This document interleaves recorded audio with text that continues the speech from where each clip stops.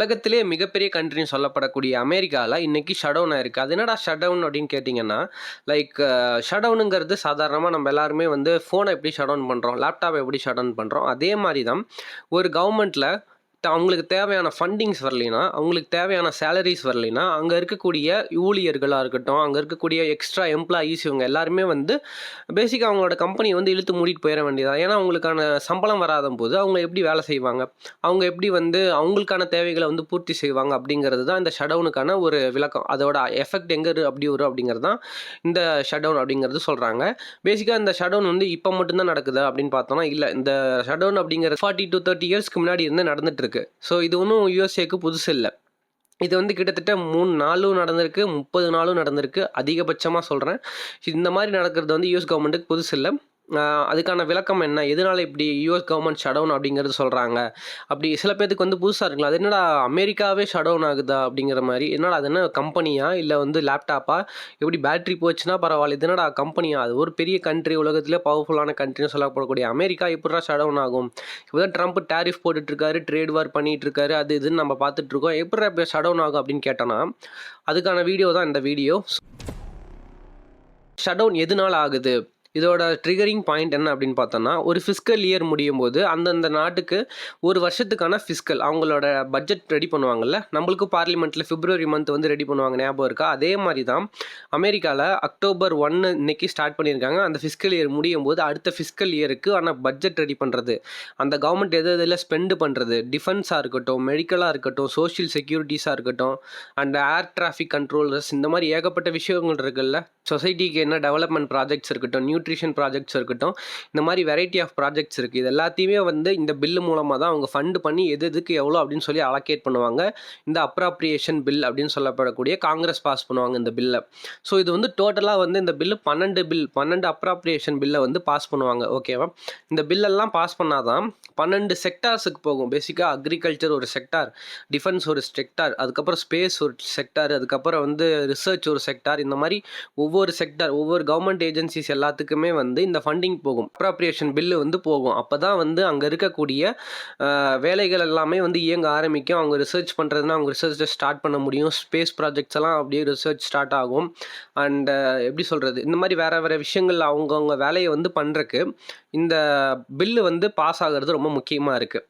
So இந்த bill வந்து இப்போ பாஸ் பண்ணாமல் காங்கிரஸுக்கும் செனட்டுக்கும், அதாவது காங்கிரஸில் வந்து செனட் இருக்காங்கல்ல, லைக் செனட்டுங்கிறது இப்போ நம்ம பார்லிமெண்ட்டில் வந்து எப்படி ராஜ்யசபா லோக்சபா சொல்கிறோம், அப்பர் ஹவுஸ் லோயர் ஹவுஸ்னு சொல்கிற மாதிரி அங்கே வந்து செனட் அப்புறம் வந்து ஹவுஸ் ஆஃப் ரெப்ரசன்டேட்டிவ் அப்படின்னு 2 ஹவுஸ் இருக்கும். அதில் வந்து இந்த செனட்டாக இருக்கட்டும், ஹவுஸ் ஆஃப் ரெப்ரசன்டேட்டிவாக இருக்கட்டும், அங்கே ரிபப்ளிக்ஸ் அண்ட் டெமோக்ராட்ஸ் ரெண்டு பார்ட்டி இருப்பாங்க. அவங்களுக்குள்ளே இருக்கக்கூடிய டிஃப்ரெண்ட் ஆஃப் தாட்ஸ்னாலையும் அவங்களுக்குள்ளே இருக்க சில கன்ஃபியூஷன்னாலையும் சில பிரச்சனைகள்னாலையும் இந்த பில்லு வந்து முடக்கப்பட்டிருக்கலாம், ஸ்ட்ரக் ஆகப்பட்டிருக்கலாம். அதுக்கு தேவையான புஷ் கிடைக்காம இருக்கலாம். சில டெமோக்ராட்ஸ் எல்லாம் அதுக்கு வந்து எதிர்ப்பு தெரிவிக்கலாம், சில ரிபப்ளிக்ஸ் எல்லாம் அதுக்கு வந்து எதிர்ப்பு தெரிவிக்கலாம். ஸோ அதனால தான் வந்து இந்த ஷட் டவுன் அப்படிங்கிறதே வந்து இயக்கப்படுது. சொல்லப்போனால் ஸ்டார்ட் ஆகுது. ஓகேவா? இந்த அப்ராப்ரியேஷன் பில்லு வந்து மூவ் ஆகாமல் ஸ்டாப் ஆயிருக்கு. இப்போ யூஎஸில் 2025ல் இந்த ஷட் டவுனுக்கான ரீசன் என்னன்னு பார்த்தோம்னா, டெமோக்ராட் சைட்லேருந்து என்ன சொல்கிறாங்கன்னா, மெடிக்கல் கேராக இருக்கட்டும், இப்போ கியூட்டிகல்ஸ் மேலே வந்து 100% டாரிஃப், இந்த மாதிரி வந்து medical side, health care sides எல்லாம் வந்து கொஞ்சம் பிளானிங் அண்ட் ஸ்பெண்டிங்ஸ் எல்லாம் சரியில்லை அப்படிங்கிறதுனால சில மிஸ்அலோகேட்மெண்ட்ஸ் இருக்கனால அவங்க வந்து இப்போ வந்து இதை ஸ்ட்ரக் பண்ணி வச்சிருக்காங்க. இப்போ அதனால தான் இந்த ஷட் டவுன் அப்படிங்கிறது ட்ரிகர் ஆகப்பட்டிருக்கு. கண்டினியூவிங் ரெசல்யூஷன் அப்படிங்கிறது, ஓகேவா, இது வந்து ஒரு டெம்பரவரி டைம் கேப்புக்காக பண்ணக்கூடிய ஒரு விஷயம்.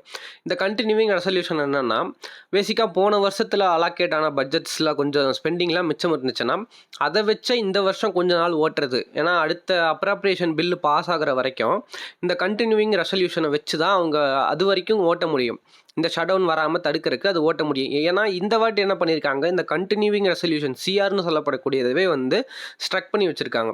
அதுவே வந்து மூவ் ஆகாமல் இருக்குது. ஸோ அதனால தான் வந்து இப்போது நான் எசென்சியல் ஃபெட்ரல் ஏஜென்சிஸ்லாம் இருக்குல்ல, யூஎஸில் வந்து சொல்லுவாங்க, யூஎஸ் வந்து ஃபெட்ரல் ஏஜென்சிஸ் வந்து 2 வகையாக பிரிக்கப்படும்.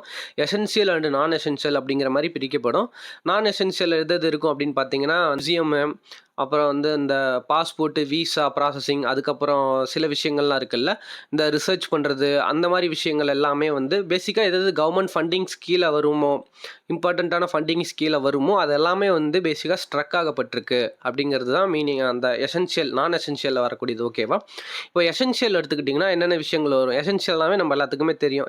ஒரு நாட்டுக்கு என்னென்ன ரொம்ப முக்கியமானது, தேவையான விஷயங்கள் அப்படின்னு பார்த்தோம்னா, லைக் டிஃபென்ஸா இருக்கட்டும், மிலிட்ரி, ஏர்ஃபோர்ஸ், நேவி இந்த மாரி விஷயத்துக்கான ஸ்பெண்டிங் அவங்களோட ஒர்க் இருந்துக்கிட்டே இருக்கும். ஆனா, அங்க இருக்கக்கூடிய எம்ப்ளாயீஸ் போக மாட்டாங்க. ஆனா, அவங்களுக்கான சம்பளம்ங்கிறது, அவங்களுக்கான பே, அவங்களுக்கான அலோகேட்மெண்ட் ஆஃப் பட்ஜெட்டுங்கிறது இப்ப வராது. இம்மீடியட்டா அவங்களுக்கு வராது. பட் லேட்டரா அந்த பில் பாஸ் ஆனதுக்கு அப்புறம் தான் அவங்களுக்கு வரும். ஓகேவா? இதுதான் வந்து இந்த எசென்ஷியல்ல இருக்கக்கூடியவங்க like doctors, medical CARES, health care sectors, securities இந்த மாரி விஷயத்துல இருக்கவங்க எல்லாருமே வந்து எசென்ஷியல்ல வந்துருவாங்க. ஸோ இதெல்லாமே வந்து யுஎஸ் கவர்மெண்ட் வந்து இயங்குறதுக்கான ஒரு முக்கியமான விஷயம். இந்த பில்லு பாஸ் ஆகுற வரைக்கும் அந்த கண்ட்ரி வந்து எந்த விதமான ஒரு எப்படி சொல்றது, ஷேக் ஆகாம இருக்கணும் அப்படிங்கிறக்காக சில விஷயங்கள்லாம் இருக்கும்ல, அதெல்லாமே வந்து இந்த எசென்ஷியல்ல வந்துரும். ஸோ இதெல்லாமே வந்து தான் இந்த ஷட் டவுனுக்கான ஒரு மேஜர் ரீசன்ஸ். ஸோ இப்போ வந்து வேற என்னென்ன காலகட்டத்தில இந்த மாரி ஷட் டவுன் நடந்திருக்கு யுஎஸ் கவர்மெண்ட்ட பொறுத்தவரைக்கும் அப்படின்னு பார்த்தோம்னா, 30, 40 வருஷமாவே யுஎஸ் கவர்மெண்ட்டுக்கு இந்த ஷட் டவுன் அப்படிங்கிறது ஒரு புது விஷயம் இல்ல. ஏன்னா அது ரொம்ப ரொம்ப அவங்களுக்கு பழக்கப்பட்ட ஒரு விஷயம். ஏன்னு பார்த்தோம்னா, யுஎஸ் கவர்மெண்ட்ல வந்து இது ஒரு பார்ட் ஆஃப் தேர் ஓகேவா? அவங்க பாலிடிக்ஸ்ல இது ஒரு பார்ட் ஆஃப் தேர் பாலிடிக்ஸ். அதனால வந்து அவங்களுக்கு பெரிய விஷயங்கள் இல்ல. ஸோ ஃபர்ஸ்ட் என்ன நடந்திருக்கு? 1980ஸ்ல வந்து ரெனால்ட் ரீகன் அப்படிங்கிற ஒரு பிரசிடென்ட் இருக்கும்போது 1981, 84, 86ங்கிற காலகட்டத்தில இந்த ஷட் டவுன் வந்து வந்திருக்கு. ஓகேவா?